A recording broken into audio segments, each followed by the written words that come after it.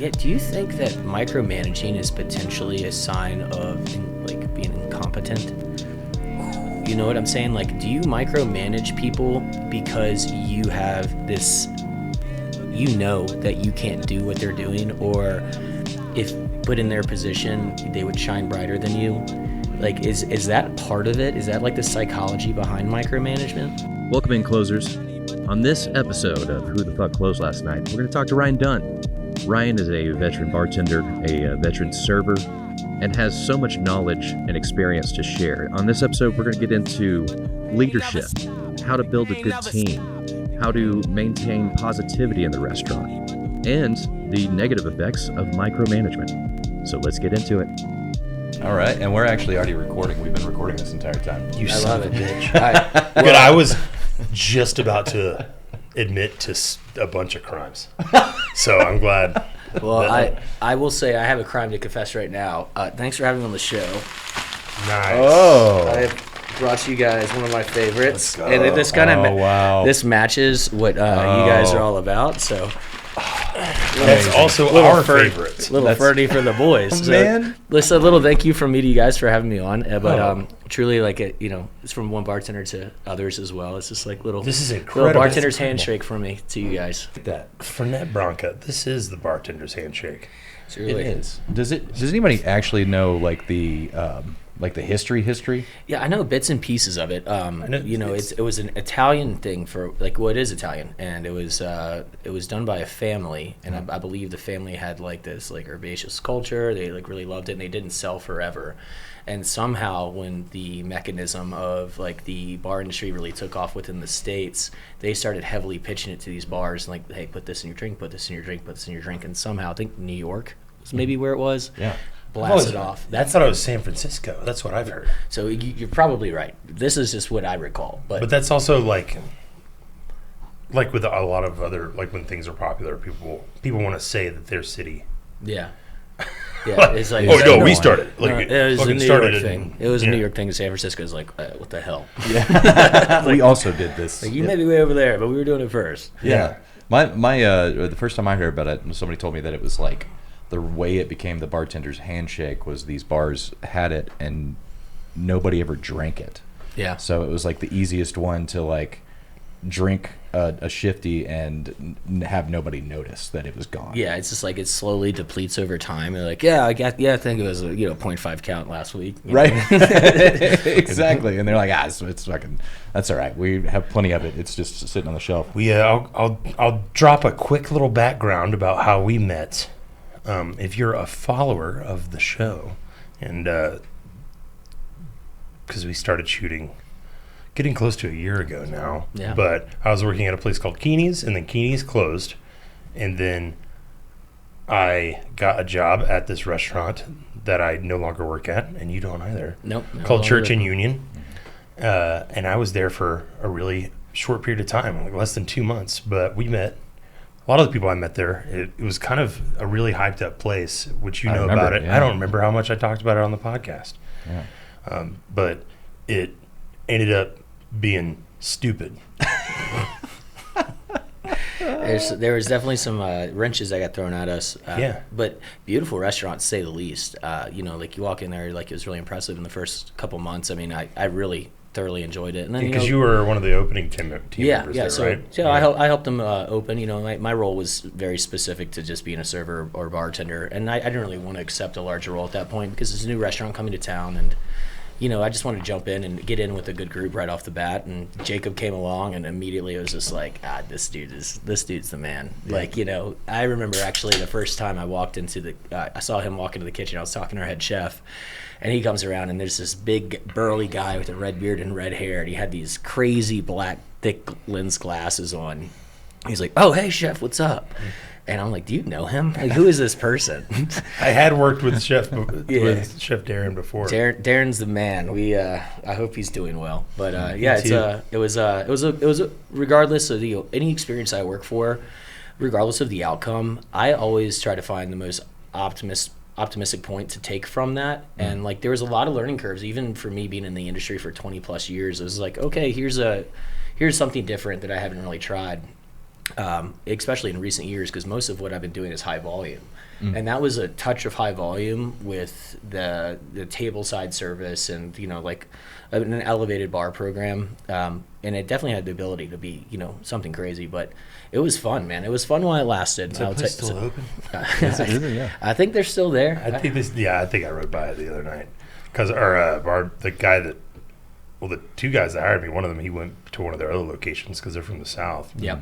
And then Will actually texted me somewhat recently. Oh, it was nice. funny because Will is from Boise, Idaho, and I was on vacation driving to the Gorge in Washington, and I was like about to spend the evening in Boise. Like we had an Airbnb, and I was like on the outskirts of Boise, and he texted me. I was like, why did the guy from Boise just text me? It's not like we were like hanging out for real. I just kind of worked with him. Right. And I was like, why did you just text me just now when I'm In Boise. in where you're from? Serendipity. What the hell is going on? Yeah, I mean, it's like cool. I was also like, why does the universe work this way? Right. It's a mysterious But he was thing, like, man. yeah, I left Church and Union. I was like, good. Good for 'Cause you. we had, and I'm, you know, Well, I was- what were I- the things that like went wrong? Yeah, with I was Church kind of Union? hoping to chat about this a little bit, and my goal, because this is something that we're really wanting to talk about Yeah. in general, No. when we can get a little bit more investigative. So, to anyone listening, I'm speaking from personal experience about a topic that has a lot of variables, and I am no expert yet on it. And no knock on any of the individuals that are running that program or anything to disparage them in any way. I thought the food was delicious, great kitchen staff, that sort of Yeah. thing. Yeah. But what this company did was they didn't do their homework for having a restaurant in Denver, right? Mm-hmm. And we that's a lot of us, you and I, getting to know each other was going through that whole thing, Yeah. because essentially and I don't know how granular I need to get about it, but essentially they weren't like paying the appropriate minimum wage. They were like not basically breaking some local laws, which is a thing that can happen kind of accidentally, but it was to a point where a lot of people were really upset about it. There were a lot of people that didn't get other jobs in order to work at that restaurant, because it was pretty hyped up, Yeah. right? In the industry in Denver. Like when, if you land on something that's opening, you're like, I want to get in. I want to be one of the OGs you there. want to put your name on it, like Yeah. lock in, really concrete yourself into the new just program. have your income set up. And this company was just not prepared to get into the market to get everyone paid the way that we would typically expect to get paid at a place at that price point. And I know we had a, I guess we didn't technically seek legal counsel. We talked to some employment lawyers to ask them some questions. They agreed to meet with a small group of us Yeah. employees just to find out what was going on. Right. And that's the long and short of it. Yeah. And the things they were doing It was questionable. it was questionable, and it's also on the an ethical reflection. level. Right. Yeah. Yeah. It's like, the big thing for me that I'll speak on is, for a very long period of time, it's like, you establish yourself, you're establishing a new restaurant, you're putting your name for what you've created for yourself within a community. Every single one of us that came into that had some type of, reputation for being an individual that was recognized in a positive outlook within the community. And, when we jumped in, the pay structure very rapidly and unbeknownst to us changed like that. And when you're, an employee that's working off of tips and, you're really perpetuating yourself due to the ability that you can provide, whether it's a type of service, education, skill set, the ability to manage people, time, whatever it may be, that just kind of seemed like it was like a non-issue for them. Like everyone was kind of in this pool equally, regardless of, tenure or experience. There's a lot of people we'd be tableside and, doing bottle service, and, coworker comes up, they can't open up a bottle of wine, or they can't tell you the difference. And from my perspective, I'm all about education. If I'm going to work with someone in the industry, I will show you the way. As long as you show me that you're learning and you're adapting and like, hey, like I'm willing to admit that maybe I'm not at the tier that you are. Right. It got to the point where they didn't really care. You know, it was just kind of like putting bodies in a building. And I was like, and I've worked for other facilities before that have done similar things. And that's typically a scent in the wind for me where I'm just like, you know, maybe this isn't the right program because, you know, I'm going to install myself in the place that recognizes me for the skill sets that we have rather than just being another individual that's on a paycheck. So that was really like the final blow for me. That kind of like started my research to, you know, see what else was out there and look around. But that was the unfortunate thing. It's, you know, I don't think that it's something that anyone should do is just drop that bomb when employees saying your pay structure is changing. Oh yeah, and it was like Today. essentially in a text. It was like an app, Right. Yeah. right? That how they messaged everyone, the same little platform you would use to message your, you know, if they had an announcement or post the pre-shoot notes or whatever, and they're like, hey, by the way, you're gonna get your pay structure is changing like this. Yeah, and like it is no time to adapt with that because, you know, if we're all expecting, you know, like you create an average over 6, 7, 8 weeks of what your pay structure is like, you get a budget, you can juggle your finances, you can plan accordingly for time off, vacation, and all of a sudden, boom, it's like, you know, like a third of what I was generating was starting to appear, and that was with a long week. Right. So, Yeah. and like you occasionally you would get, you know, a situation, especially with me being on the floor more than so behind the bar at the time, I would get like a large group and I would get a bigger chunk of that, but that was as a stipulation where it wasn't a guaranteed thing. So for me, it was just, you know, it's just a tough way to like kind of like accept something rather than being able to plan. Like it'd been different if it was like 30 days. I'm like, you know what, maybe this isn't going to work for me, vice versa, but it just like happened.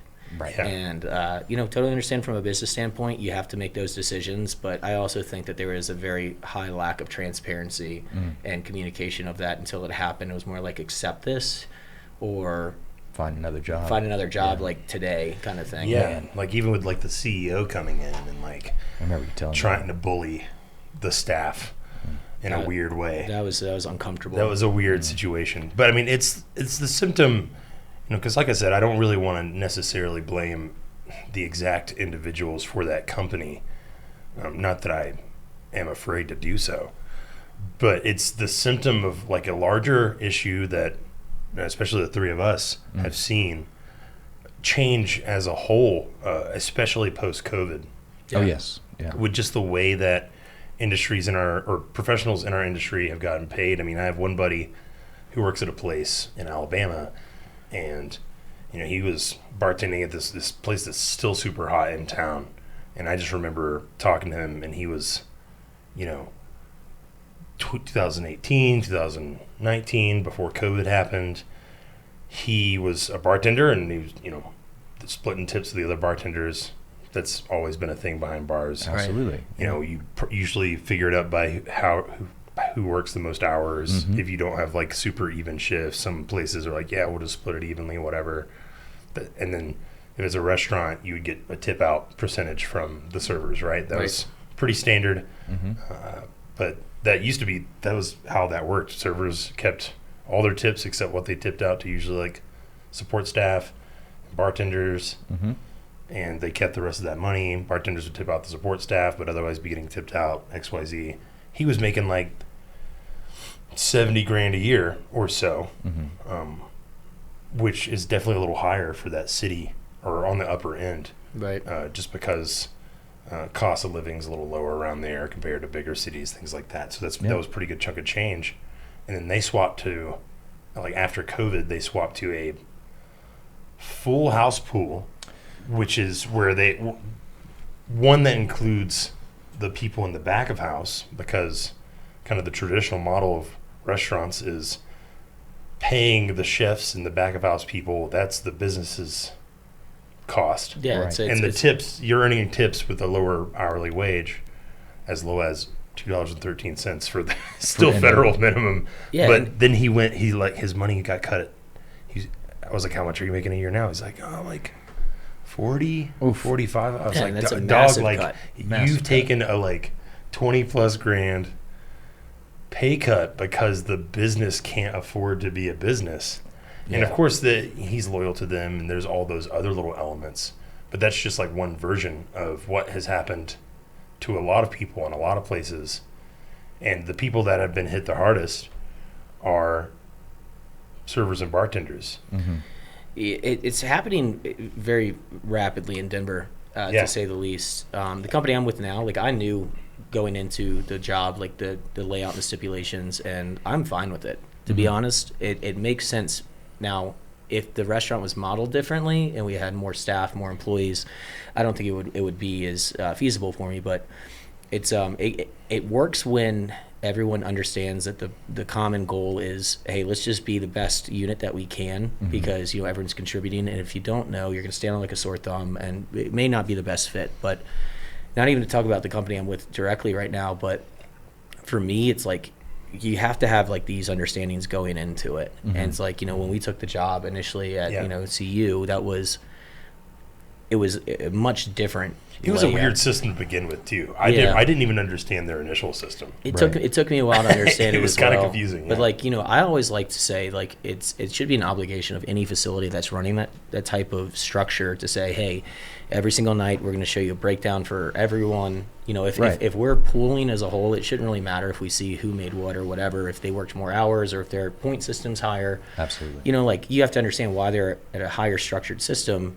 It might be because they're more efficient. It might be because they have a more diverse background. But, it shouldn't be one of those things where we can't show everyone else's money. We really don't care about that. It should show, like, something I can reference to every night, which we did not have. Yeah. And it was difficult to obtain that information. And once again, that was just another striking point for me for be like, this isn't the right fit anymore, especially when the change happened. That's frustrating because it is like, look, I think the one of the positive things of COVID is like places having more of a team service mentality, where it is split by hours, so that there's a lot of positives to that. Yeah, You're not sticking around after your shift because you don't want to give up your tables because it's based off of hours, or you're not, because you got a section that wasn't necessarily as busy as somebody else's section, like because it's a beautiful day and the patio's popping.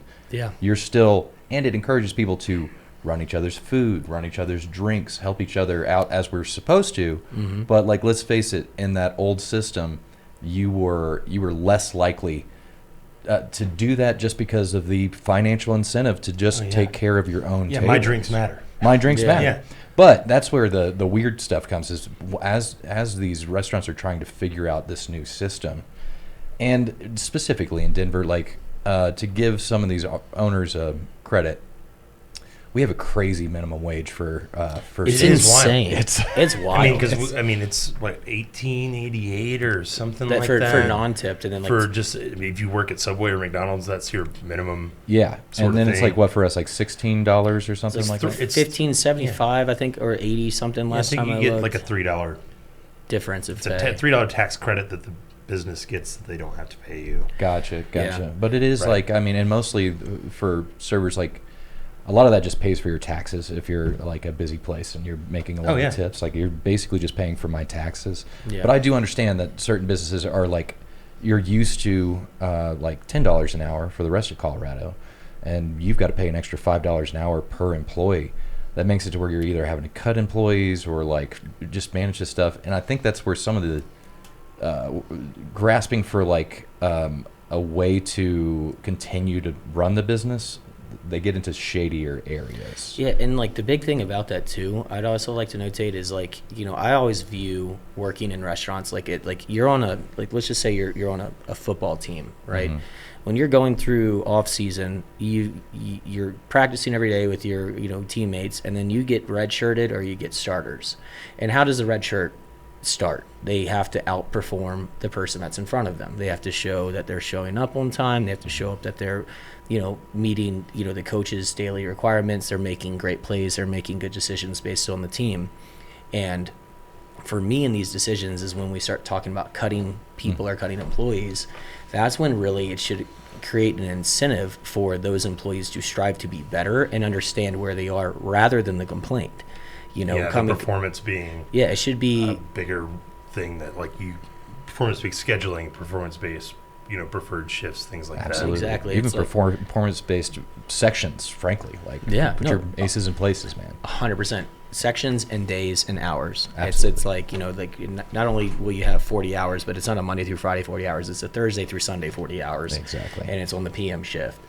And that's because that's when the traffic comes in. That's when the volume comes in. And frankly speaking, that's when most of the people are going to talk about their experience within the facility as well. It's like I brought my wife out on our anniversary. It was a Friday night.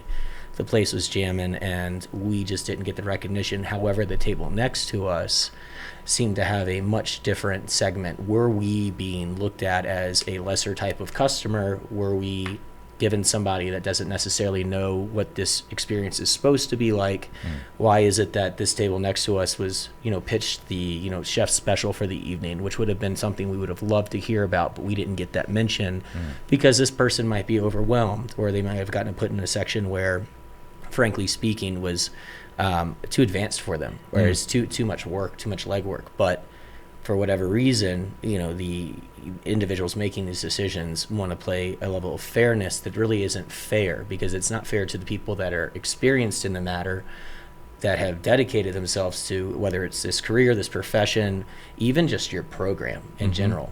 And, now these people are watching a negative experience happen that they have no control over. You can't necessarily intervene on that. Like, yeah, sure, I'll open the bottle of wine for you, but like, I can't go give them the spiel and then have you come in and deliver, a product that, you can't even talk about. Totally, know, dude. so- I think it's also like knowing those strengths and weaknesses even to a deeper scale, because you do have like certain employees that are great at like tableside relationships and Yeah. like building that tableside relationship, and they spend more time at tables, which on a very busy shift can be detrimental to other tables that either they have or other people have. And that's the know-it-all too. It's like, it's the time management. It's like, great, hey, I'd love to continue this conversation, but I got your steak downstairs. Let me go ahead and get that for you. You know what I mean? Exactly. And putting those people in like a shift that's like, maybe it's a slower shift, but they have that time to build that, because there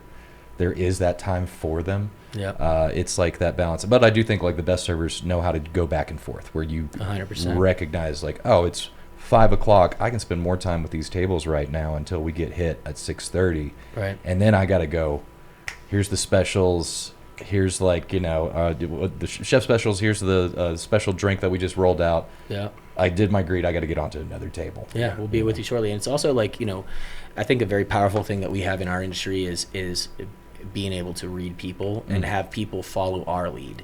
Yeah. So like as a bartender, especially now, I'm in a very high volume facility, and we're not just putting out vodka sodas. I mean, we're putting out 6, 7, 8 step drinks sometimes, double shake egg whites, like 30 every couple minutes. It's it's high volume, but at the same time, you're entertaining, you're engaging, you're putting on a little show if you don't have time to talk. A little 10 flip goes a long way when people are waiting. It's just it's the charisma. Like, let them engage, but also manage what your tasks and your duties are. Right. Yeah. And that's the whole thing with me too. It's like, you and I actually talked about this a lot, Jacob, when we were at CU. It was being raised in the old school method of serving and bartending. I grew up in Richmond, Virginia, and after I decided to go to culinary school, I started working for a restaurant group run by this gentleman by the name of Ron Zobe. Now, Ron Zobe's no longer with us, but this man was a tough man, but he loved me. And I very rapidly grew in the company. They had one facility. It's still there. I highly recommend you guys take a look. If anyone's ever in Norfolk, Virginia, go see Bird and Baldwin Brothers Steakhouse. This place was built in an old school, really old school style courthouse. And underneath of the courthouse, just like with most courthouses, you have jail cells. So this place had a hurricane or something come through, massive flooding, massive damage to the building. It stayed vacant for years. When Bird and Baldwin took it over, they kept all of like the history of the building there. I mean, the safe is still there, all the jail cells are still there, but what they use for the jail cells now is like private wine storage. And there's people from all over the world that'll come in and store their wine in this building. Wow. Because of the humidity and natural temperature that it has sitting under the water level in this brick building. I mean, they don't even need humidifiers down there. It's just perfect for wine storage. So this program had a massive following. People from all over the state, even the country, would come in and dine here because, you know, Norfolk's a pretty big port of entry business area. So all these guys, especially with the naval groups and the naval ports, would come and have like their big dinners there. Mm-hmm. Man, Bill Rice and Ron Zobe, they taught me the old school way, and that was you are the paver of your own path. You can make as much money or as little money as you apply yourself to. If you know the product and you know how to carry yourself, you can manage your time. You'll eat well, you'll drink well, you'll be fine. Mm-hmm. And it was the people that would come in and they would have like the ability to chop them up with them and like, yeah, cool, we'll let you stage, and then they would plummet. You know what I mean? Mm-hmm. So that was always a mentality I carried with me as I worked throughout the industry. It's like, try to be the best without being, you know, facetious about it, but like, you know, carry yourself with integrity, but also pass along the learning curve. It's like, you know, if someone is lesser than you, remember you've been there before too, mm-hmm. show them the way and allow them to eat well as long as they can follow that rubric. So working into Denver, you know, I was up in Aspen for years, and I'm sure we'll touch base on that at some point soon too, but coming down from Aspen into Denver, it just kind of became one of those things where a lot of these places I would work at following COVID would be, if I'm not on a strict pool system, you're literally in the pot with everybody else, and you got to call out the people who aren't carrying their weight. Mm-hmm. And like that becomes like that frustrating element with our industry. It's like, are you set up to let the good people find homage here and like really like create an identity with themselves within your company and allow them to like have a lifestyle that they can live that's comfortable? Or are you going to put them in a pool with people that you're going to feed the same, whether they choose to be as diligent or not? Man, that's something. So I should have looked up the channel that this thing has been popping up on my Instagram feed, and it's this guy who's like giving in-depth training to different restaurants as a consultant. And one of the things that like popped on my feed that I loved was just because I'm running everybody's drinks and I see, you know, Fred over there on his phone, I don't lower my standards because of Fred. Right. Like, I don't stop the level of service I hold myself accountable to because of that guy. Right. But then it is important for you to pull that guy aside and tell him your standards and that he's not living up to those standards. Yeah, but how do you do that? Because everyone's so sensitive today. Oh, that's a tough well, one. you know, it's funny, you know, we've talked about it, I think, a little bit, you know, because he and I worked together at Postino. Mm-hmm. And you still work there, but yeah. I was a trainer with them, and one of the things that it's like I 50-50 agree with it. They call it calling in instead of calling out, mm-hmm. which, in my personal opinion, created this sort of fragile culture where you're an asshole if you call someone out that actually needs to be called out. Yeah. Because mm-hmm. they're like, you should be calling in. It's like, oh, Fred, I just wanted to make sure you're like good today. Like, is everything okay? Because I noticed you weren't running drinks like we really expect, or that I would normally expect you to. So it's like, are you cool? Like, obviously, moving into a realm, getting away from the old guard thing where you're just everyone's an asshole all the time to each other is one thing, but sometimes you know, just like children need to be punished to learn things. Like, sometimes you need like a bartender or a server that has been outrunning you being like, get a fucking move on, dude. Like that sort of thing sometimes. Put the pep in the step. Yeah, I mean, it always reminds me of this when I was at my first white tablecloth place, and it was a very strict, sort of like rigid structure, and I was supposed to be filling waters and putting bread on tables that sat. Like, mm-hmm. that's was the majority of my job, and reset and really just pulling dirty things for courses, right? Servers were doing everything else. And then one time someone, like one of the tables, said something to me, and I like briefly like responded or whatever, and the server was just like, why are you talking to my fucking table? You're a support.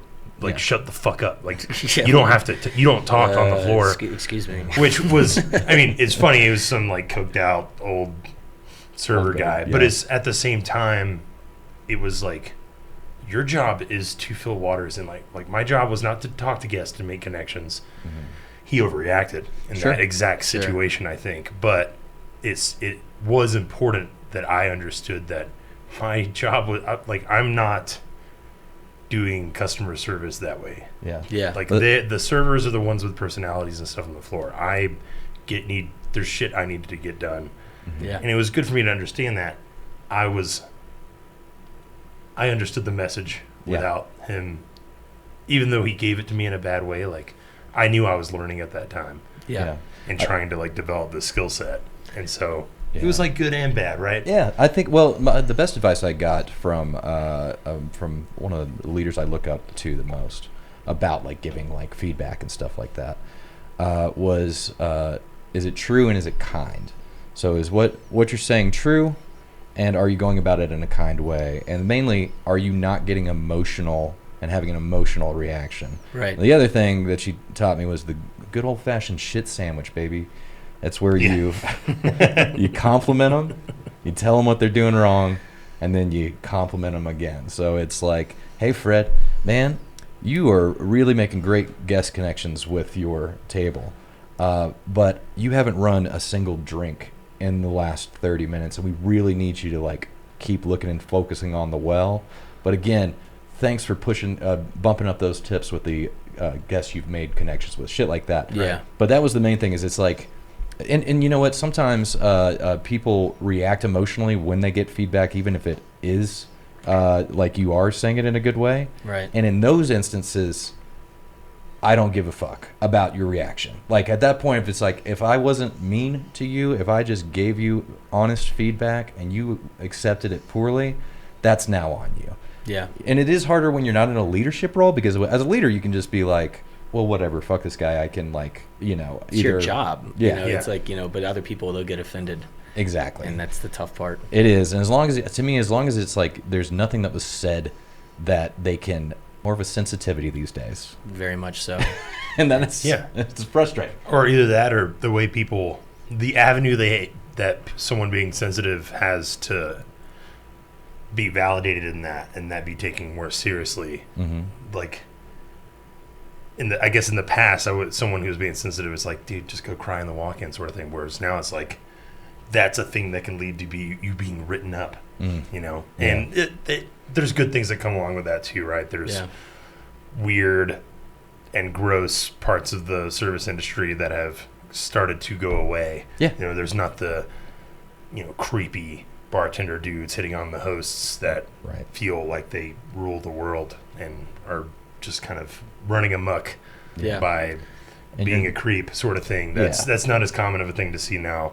Yeah, there's not a lot of yelling and screaming and cussing. Yeah, and people stuff aren't like throwing people shit do. at each other in the kitchens. Yeah, 'cause that was as much toxic. anymore. Yeah. Yeah. It's like that's the kitchens that we all grew up in. Was you'd get the frying pan Yeah. flung at you if you barked back. I got wings thrown at me when I worked at a fast food chicken restaurant because it was this old school. He was like a fine dining guy who was, I guess, had gotten basically fired and blacklisted for being a cokehead. I think that's kind of the to the point where he was then like working at his Zaxby's, but still had that sort of. Yep. Which I mean, he I can't remember if I told this in one of our stories, one of our other episodes or not, but he. He said that when he hired me, he would hire people. He'd say, "I'm an equal opportunity asshole." It's fair. And then he would do the thing where, he'd hire someone and it'd be like, "Ryan, guess who I just hired?" And you're like, "Who?" He's like, "Your replacement. You start training him tomorrow." Oh my Like that sort of thing, just like fucking with you. You know what I mean? Oh, man. But he also would say like everything between open and close is a personal. Sure. Which Sure. developed me, and I worked with a lot of my friends like in high school, and it kind of helped us. We would kind of like get pissed at each other because of being busy at work and stuff, but we would just let it go. Mhm. And so it did create this skill set for me personally, and I'm sure a lot of other people, where even if it felt super serious at work, I am going to leave it right there at work. And Yeah, I will go get a beer with these people, or just or not, and just- decompress together afterwards. It's like tensions get high in a restaurant. It's Yeah. high volume. You're dealing with wants and demands. Everything has a shelf life once it's produced. I mean, that rare steak is, it's not going to be the same if it sits in the window for 10 minutes. You got to Yeah. get it done, and like that creates that what'd you call it, like turbulence when Yeah. you're working together. But that's the best thing, though. It's like, I think it's vastly important for you to have a good relationship with all of your coworkers, whether they're friends outside of work or not, but just to like have that moment of decompression together at the end of the shift, get a playlist on that everyone likes, sit down, just kind of vibe out, have that, shifty to me is extremely important, especially after grinding out as long as you do, because it's like coming together very quickly and just having that quick little, hey, all right, we're good, everything's straight, we're fine, let's move forward, Right, tomorrow's right. a new day. Yeah, I think it actually goes both ways. Really, it's like leave the things at work, right? Leave Yep. those moments at work, but also leave your personal life out of work. Like that should be an escape. Oh man. And it's How bad is our industry at that? Oh my God! I'm guilty. Oh, yo, guilty also. Yeah, Very guilty. Because when you look at it, some of this stuff, it ends up affecting everybody's money, right? Like if you Yeah. come in and you just broke up with your girlfriend. Well, dude, to me, it's like either call in, take a day off, or realize that this isn't escape right now. You don't have to think about that for the next 5 hours unless you choose to. Yeah. But if you bring that attitude to your tables, well, all of a sudden they're getting less of a good experience. Oh yeah. And they at best might tip you a little less. At worst, they might never come again, and it affects everybody's money. Yeah, and that's word of mouth too. I mean, it starts like, why would you not go back there? It's like, oh, well, my experience wasn't great, or my experience was terrible, or I had a wonderful experience there before, and I see it declining, type of thing. Even if it's not, it's just that one experience that you never know who you're really serving or talking to, and like their impact with people to, communicate whether or not their experience is something they would recommend. Guilty full on of like not being able to leave work at home or leave personal life at home sometimes to come in, but sometimes as well it's like you work with people so much that you have that camaraderie, especially in great environments. I will say right now the two teams I'm working on between iPoppy and Forget Me Not have been without question two of the best groups of people I've worked with in a long time, because everyone gets it. It's not always as fluid as it could be, but it's without question in the past 10 years one of like my favorite groups of people to work alongside and kind of like get this endeavor with. I mean, I want everyone to have their aspirations, and I do want to know a little something about them outside of work, so we have that extra touch of personal relation. But I haven't personally experienced this in either one of the restaurants that I'm with right now, as where like that toxicity from someone else's out, like external life will come in. We've sent people home being like, hey, you're not even being penalized, like go handle your stuff. You just got to get out. We can't have this right now. We'll throw an extra brick in the bag. Like go manage your day. We'll see you tomorrow, and we're good to go. Right. Yeah, I love that. Like, I think great. that's so important. Yeah. When I was a manager, Well, when you have a strong team, sorry to cut you off, No, but like right. that's also one of the benefits is like that you mentioned with having a strong team. You can make those types of decisions when every individual is showing up, and when you're surrounded. A lot of times, the term we've used a lot, I feel like I mentioned this to you before, when you have mostly lifers, Yep. people that like this is their big kid job, or if it isn't, they at least take it seriously enough to where whatever other this is supporting their other big dreams in their life, so this is their job, like this is what I'm going to be when I grow up, kind of thing. Yeah. And you're able to not only just have better moment to moment interactions, but also you can make those decisions like, we got to get Chad out of here tonight, like it's fucking whatever Dog is got going cancer. on. Yeah, dude. That Yeah. sort of thing. Yeah. Oh, Yeah, totally, it's dude. tough. I think that is, it speaks to, so when you have that, like you're talking about, when you have each other's backs, and when you have managers that have your employees' backs, where they do notice that stuff of like, look, man, so-and-so just like tweaks their back. You can see them limping. Like, it's going to suck for the rush, but it's important for us to have their back and send them home. Or if it's an emotional thing, I've had employees when I was managing come up and be like, look, man, I'm just like, mentally, I am not here today. Right. Well, cool. The team's going to have your back today. Yep. And then all of a sudden, those people are more loyal to each other and to the restaurant as a whole. 100%. And it's also a great asset to have if you're managing, to be able to do the jobs of the people you're managing.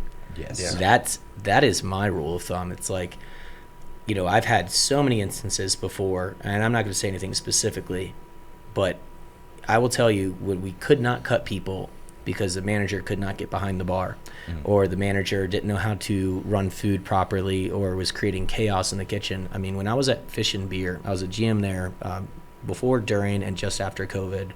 The amount of times I had to get in the dish pit and just wash dishes and tell two of my guys on the floor, I'm like, hey, I know you guys are just serving today, but you're also going to be working the door because the host called out and we don't have a guy that's going to be washing dishes. So I'm going to be back here making sure that we can have clean plates, run food, get things done, pop out systematically as necessary. But, you know, by the end of the shift, I'm covered in water, but that's just the name of the game.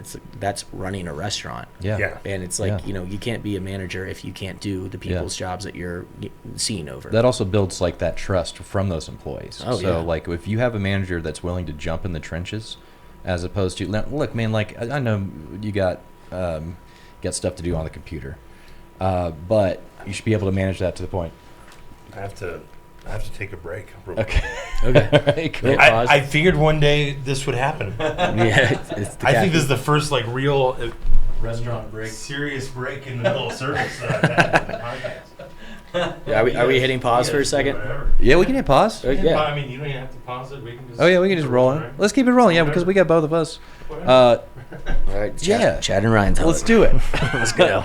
But like when you do have those managers that are willing to jump in the trenches and really like get through a rush, Yeah. all of a sudden that type of manager, when you have somebody call out and you call an employee to see if that they can fill in, they're way more likely to do that if you showed them that you're going to have their back.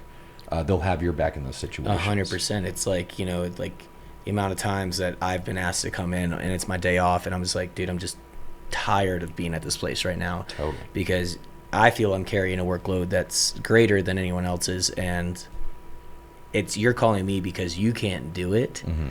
It's different than like, hey, I could do this, but we're gonna be really busy, and you know, blah blah blah, X, Y, and Z. You're like, okay, yeah, you know what? You had my back last Saturday when, you know, someone cut their hand and you got back there and whipped out, and I didn't get weeded as the only bartender working the well on the bar top. You know, now you're back here grinding out with me, and the drinks are good. We're running efficiently, and I'm not going to be here for another 2 hours because of someone being offline for 25 minutes, as well as my tips aren't going to dive, and people are going to walk out or just be disgruntled, and you're just doing customer repair management because of, you know, a margarita that got put 10th in line. Took 20 minutes to get up because you're also dealing with the bar top and your ticket wells is going off. You know, they jump in and can make the drink. Hey, you know what? That's someone you can follow. It's like, you know, the war. yeah. You look at, like, you know, admirals and generals, like those guys weren't just promoted coming out of boot camp. Those guys probably fought in the trenches for a while too. Had some, you know, tokens of valor Oh yeah. that, you know, earn the respect of the people that they're, you know, putting in the positions that they are. And it's like, to me, that's essential. Oh yeah, Yeah. man. This is kind of a sidebar, but have you ever seen Band of Brothers? Yeah, of course. I think that is the not only just an incredible series, but I think it should be mandatory for any leader to watch, because it shows so many lessons of what a good leader is like. Yeah. And that first episode, because I know we both worked with managers like this, where you got this guy who is micromanaging everybody, who is always pointing out everybody else's flaws, never complimenting anybody. And then when they get into the shit, when they get into the trenches, it's just a training drill. It's Yeah. obvious that this guy has no fucking clue what he's doing. Yeah. To the point where, you know, these guys actually rebel against him. Like they're dealing with more like literal life and death, Yeah. but they're literally like, we're about to get shipped off. I don't want to fucking have this guy in charge of me because he's going to get us killed. Yep. Now in the restaurant, there's a similar thing. If you're somebody that's like micromanaging everybody, pointing out all their flaws, never complimenting them, and then when it's the busy time of the day and you're running around with like a chicken with your head cut off and it's obvious to everybody you don't know what you're doing, the trust of your team is out the window, and people will start leaving left and right too. Yeah. Do you think that micromanaging is potentially a sign of being incompetent? You know what I'm saying? Like, do you micromanage people because you have this, you know that you can't do what they're doing, or if put in their position, they would shine brighter than you? Like, is that part of it? Is that like the psychology behind micromanagement? Dude, I think that you nailed it for a lot of people. You know, I'm sure that there's different reasons that people do it, but I do think that it all goes back to insecurity. Yeah. And sometimes I think it's like, oh, I need to show the people above me that I'm doing stuff and making decisions. But I do agree with you. I think that many times it's just that mentality of, I need to prove that I'm the boss, and even though I can't do what these guys are doing, I'm going to correct stuff about what they're doing without actually fully knowing the job. Yeah, I've experienced that so much more frequently, especially once again getting back to like these new systems that are put in place.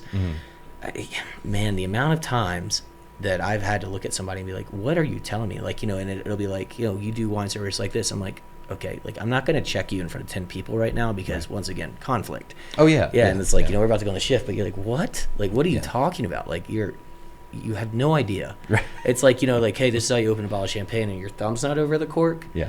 I'm like, Dude. hold up. Yeah. Like, aim that thing somewhere else real quick. Like, you know, and it's not even that, but it's, for me, I really do believe that as a leader, the leaders and the best leaders are the calm, cool, and collective, because they believe in the staff that they've installed. They believe in the people that are working the positions that they're in.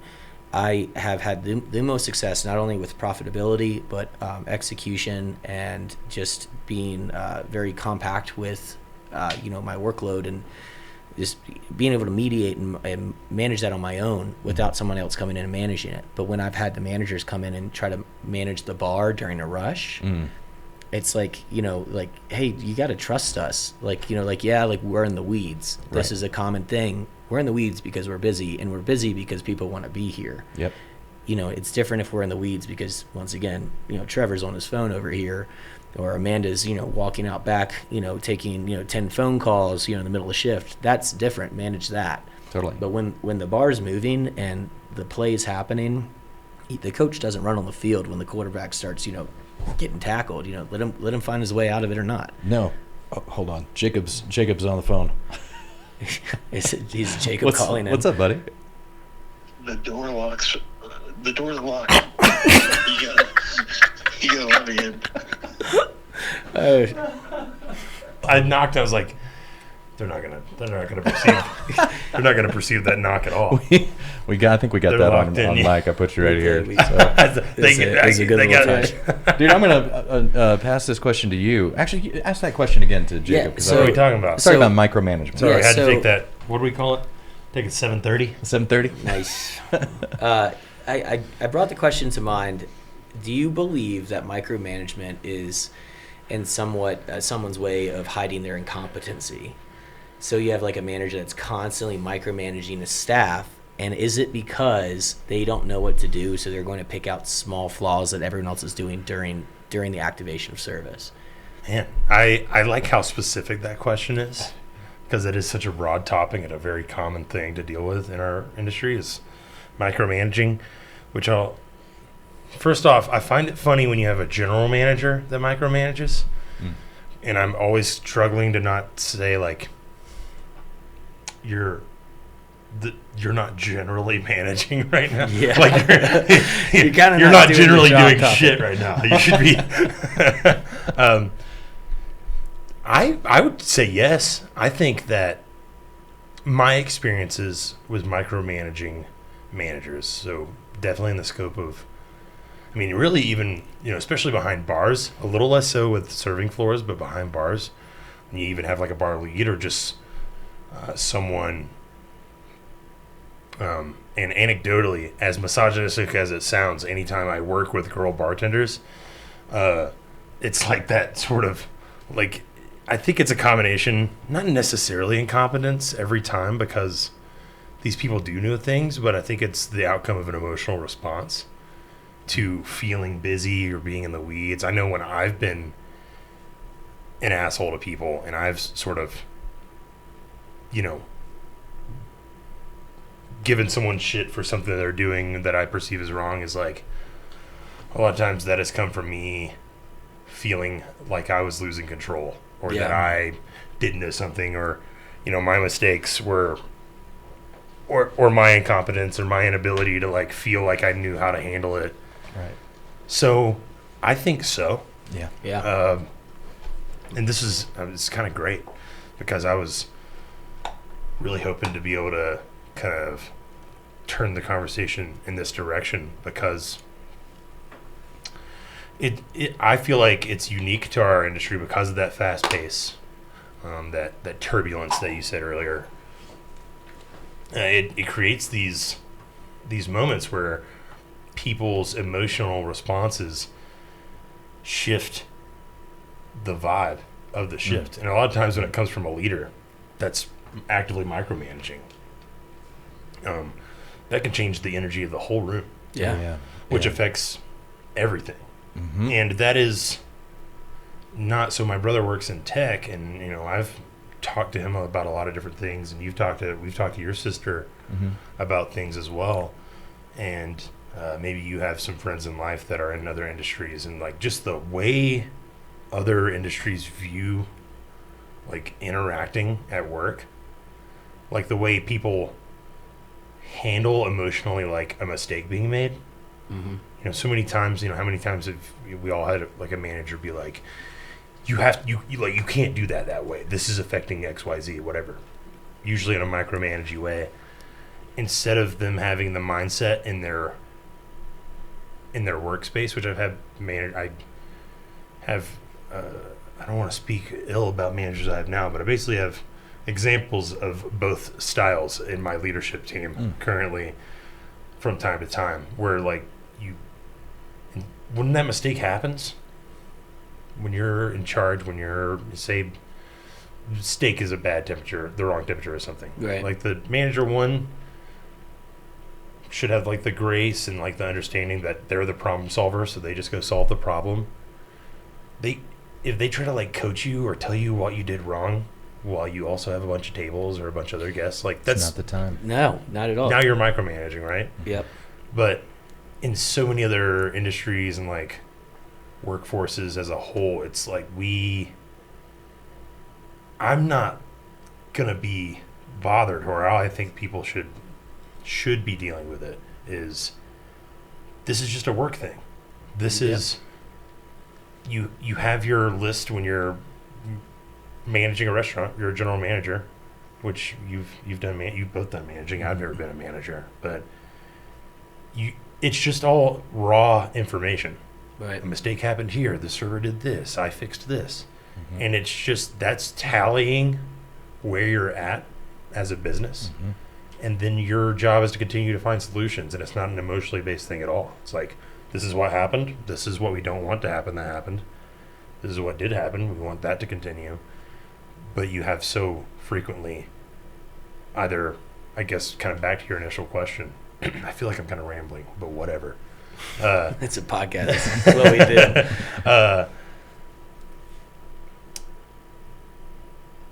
I feel like it would come from incompetence, where they don't feel like they really know how to fix problems as a whole. They're like, they don't see a solution to the problem of servers not greeting on time, and they're just mad about it, and they're just emotionally responding, and now they're micromanaging. Right.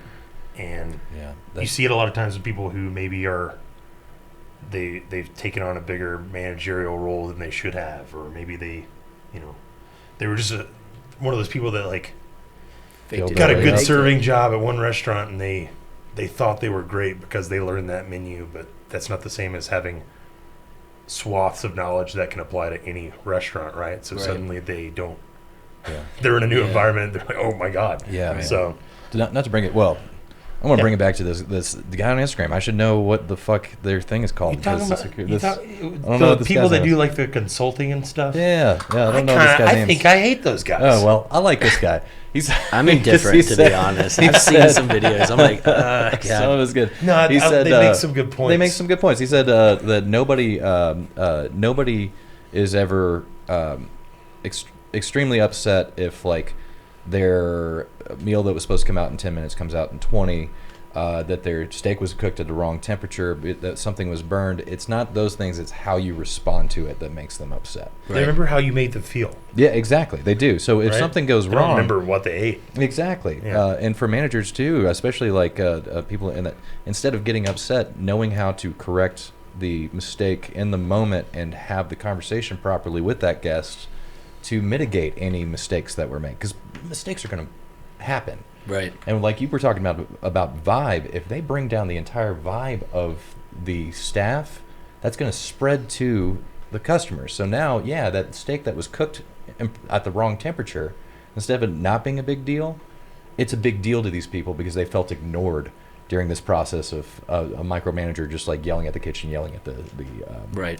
employees, stuff like that. Yeah. And there's so many ways to fix things. I There mean, are like, some. every single person has their, like, their own personality and their own way to either connect with the guests or fix things. And most restaurants, you have the ability to say, hey, I'm going to discount this, take this off, or I'm going to send you this, while you're enjoying your dinner, a little extra something, like there's ways around it that don't cost the restaurant tons of money. But ultimately, if you can't fix the solution and you create a bad guest experience, they leave, they don't come back. You're depleting yourself of revenue for someone that already showed engagement with you. And that's a huge factor for me. When I talk about micromanagement and it's almost like the weaponization of micromanagement, like we've all seen the people that don't necessarily fit in. You can't just fire them. So what you start doing is you micromanage them. You kind of feel like they push them out the door. And we all know that tactic. Everyone's experienced that. For me, I feel like people do that unintentionally because of their inability to jump into whatever situation as gracefully as maybe one of their employees will. And Jacob, I don't think you were in the room when we mentioned this. I think for me, the most successful restaurants are when you have a leader that believes and trusts in the team that they've built and are allowing to be an individual that they manage within the facility. If you are a leader and you have these people that you trust, you can be the general manager and generally manage everything. You don't need to focus in on a specific thing. Now here we go again. Like if you have a constant screw up where it's like, oh, you're scooping ice out the well with the glass, Oh God. or something bad happens. I'm even guilty of having situations where I'm not even saying the place, but I had a Zen pack. I pulled Zen out because I was slammed. I mean, I was weeded beyond belief. I opened my Zen pack. I got bumped by the guy who was working out of the well next to me. Zens everywhere. Oh no, dude. Oh, so with that being said, The nicotine. but not only am I scrambling to pick it up, and I'm like, all right, cool. I think I got everything. I was looking around. 10 minutes later, someone comes back and there's a Zen and a fucking cocktail. Oh no. I know. And it was it'll infuse, right? That you're sounds welcome. delicious. Yeah, You're welcome. that's what I said. Now it's on the house, baby. Yeah, Enjoy the buzz. Yeah, you feeling good. They're you like, know? I quit smoking But, 5 years ago. That definitely I'm back happened on to now. me, and that was like, okay, here's my check. I am not going to scramble like that. I'm not going to be around the well with this type of stuff. Yeah. But it was just a freak accident. In 20-something years of bartending, I think I may have had a couple pieces of glass and one or two drinks, and that could be from sharing a well with somebody else that didn't drain or clean it properly. You never know where it comes from. Sure. But the Zen thing, man, that was my Zen-cident. and Bam! There it is. Yeah, and I love that. And I ate it hard. I was like, look, Eddie, you got to do what you got to do at this point. That's on me. It's no one else's fault. But Yeah. it's just Was the guest how it was. did it get served to the guest? It did. Oh, But the no. thing is, How I did knew they- him. or I did- knew the guest. yeah. So the guest comes up. He's like, Brian Dunn, what the hell? I'm like, dude, just get it back to me. I need it right now. Oh man, It was you tough. had the wherewithal to be like, you don't like that? I get a riff, dude. Yeah, and he's like, if I knew it was you, I wouldn't have said anything, bro. And I'm like, dude, it's all good. Yeah. That's, once again, that's you gotta also being a bartender is you also have to be able to accept responsibility. Oh, yeah. And when you get into a position, I'm very, very rapidly working towards that with the group that I'm with. I'm also understanding that a lot of people have been there much longer than me. So I'm just I'm humbled to be working alongside them and the volume on the shifts that I'm getting. But when you get to that position, you got to take ownership of things from time to time man. too. I've- And that's when management comes in and now, please respectfully manage me. Absolutely. You saying accountability. I know we have a mutual coworker / friend that we both worked with, but not at the same time, Murph. Oh yeah. And he hadn't been bartending a long time. I think he's so fucking awesome. I just want to sing his praises. He was for a my second. favorite person to But, work with over there for a But hot minute. I don't know. Maybe you've experienced it. I know it was something he would do when we were at Keeney's. You mentioned if I don't Brendan know. does something. You're about to be exposed. No, it's just if he made the wrong drink or something. He just straight up says, hand up, accountability. Oh, nice. That was me. Yeah. He's like, that's On me. I fucked He up. walked right to the firing squad. He's like, no, Yeah, everybody he's- stay back. I'll take the shots here. Yeah, no, it's just great because just as the amount of times that I have and servers will say the kitchen fucked up or something when like they messed up, but this idea and a lot of some of what we're talking about and something I think that plays so well for guests, and I've been trying to utilize this more, is the crazy notion that you are a human being as well. And when you're just you just have that brief moment of honesty, not like not being shit at your job and then telling your guests you're shit at your job. That's why their dinner sucks. Yeah. But just you have that brief moment of, we had a communication error, or this is what we did because we made a mistake, or whatever. Just Yeah. that brief moment. Even sometimes, like the water pitchers we have, sometimes I just like overdo it and like something splashes up. I'm like, I'm sorry, I've only been doing this for 17 years. I'm still gonna get. And you guys have definitely seen it because you're more of the personable type of service worker, where like you see that guest like just like relax, like they're at a friend's house, Right. Yeah. You know, like when someone comes over and you're like, sorry about the mess, I live here, something like that Yeah. makes someone just, It's oh hum- yeah, I'm like I'm in a humility, real you know? place with real This people is- right now. it's Like, like, this isn't just a a stuffy person. thing. Yeah. Yeah. I'm just a dude just trying to make it through life just like everybody else. Sorry about the Exactly. water. Yeah.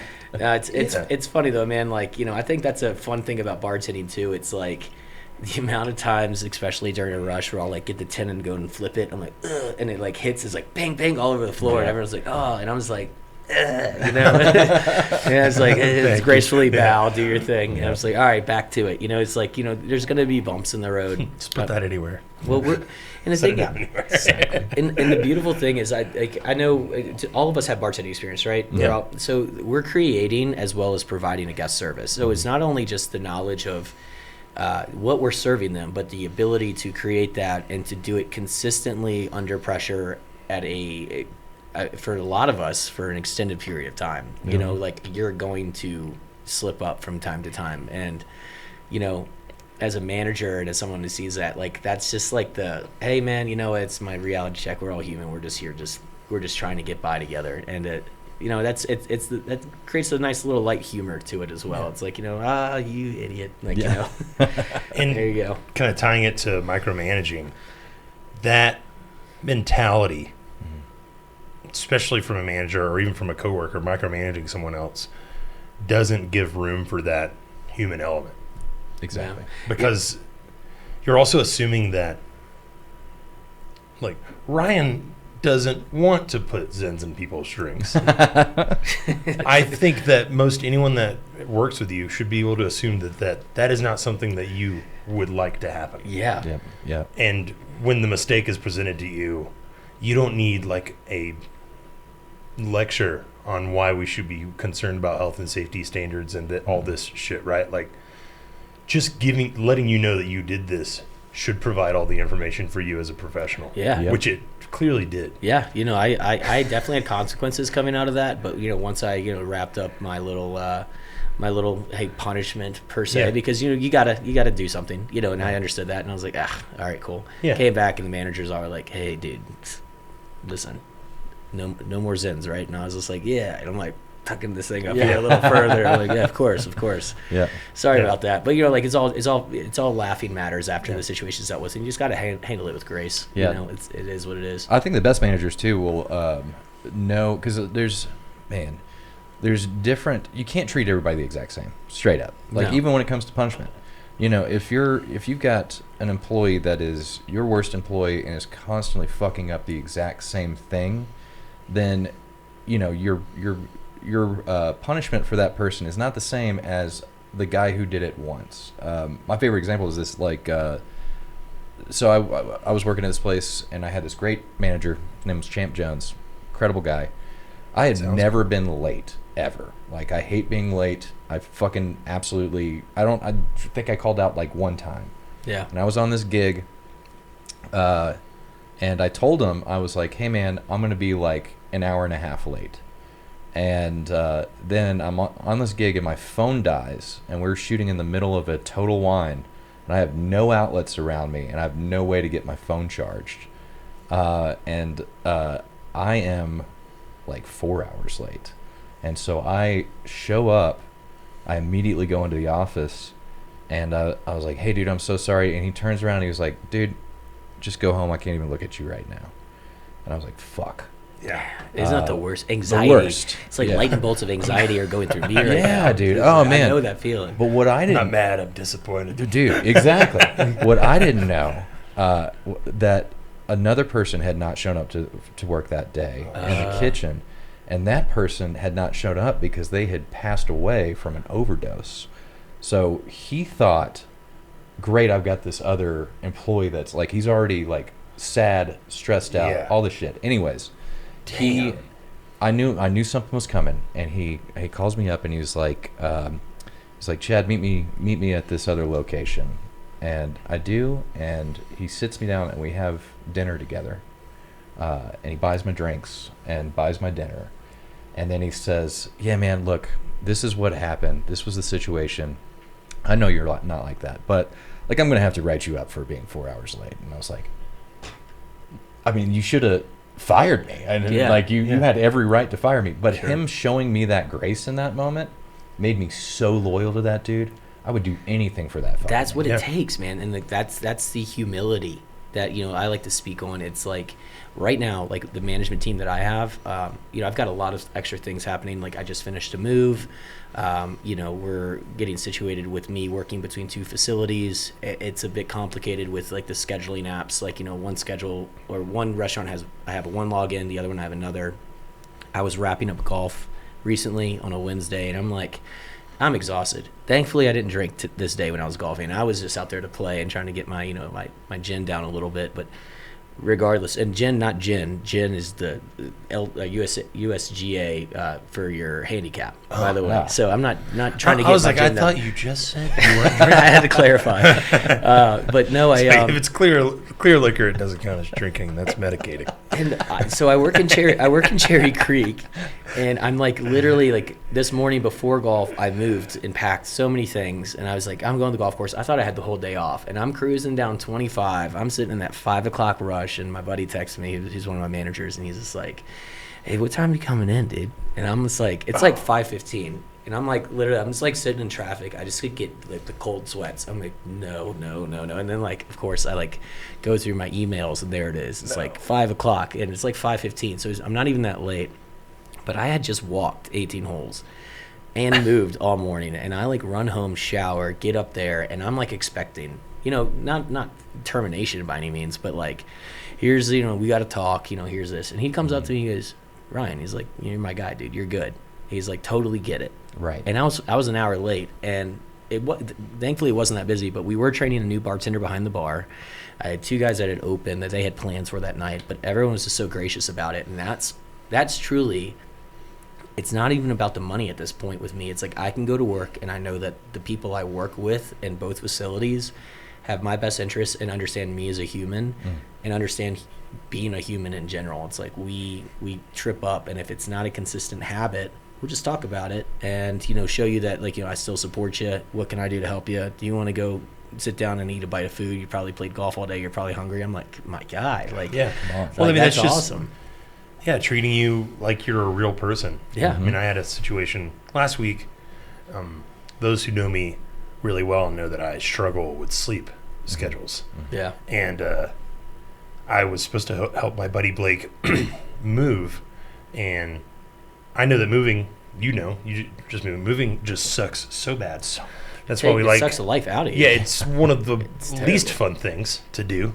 And I was supposed to help my buddy move, and he had like him and his girlfriend are moving in together, so they're moving 2 apartments into one. And I know everyone was like, yeah, dude, I'll totally be there. And we're supposed to start at like 10. That's when he was getting the U-Haul. I couldn't sleep until about 8 in the morning. And I just fucking slept through the period of time. And I hit him up and apologized and all that, but they called me like later in the evening. They said, Jacob, how did you sleep? Like my homies were just like, okay, Jacob definitely would help us. I bet he has not slept in like a day and a half or something. Yep. And he must have just like fell asleep at the perfect time to miss today. It's always the perfect time. When you're ready for Yeah, that but nap. they were just like, "You're our boy. Like your sleep is very important. Like you good. have not let me down right. because I know that you would be here if it weren't for something like you super needing rest, which is something that we're aware of that happens. That sort of. It was just I was graciously treated by I love friends, that. and yeah, just you would do that with your best friends. Of course. Like you can offer that to a coworker or even someone in your employee that you're in charge of. It's like, yeah, dude, like 5 o'clock, 6 o'clock, the rest of us were here. You probably feel bad Right. for Forgetting. not looking at your schedule or whatever, which is just so different than that micromanaging approach.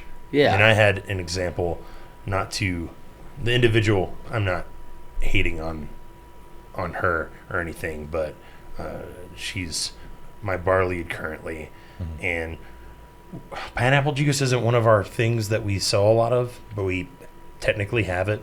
And occasionally someone gets a little bit of pineapple juice. It's like not in any of our cocktails or anything. Sure. And we just have the big Doles. things of them. We don't have the little cans. Yeah. And so puncture both ends on them. yeah, it's one of those things that I never see in our little prep fridge or our juice fridge.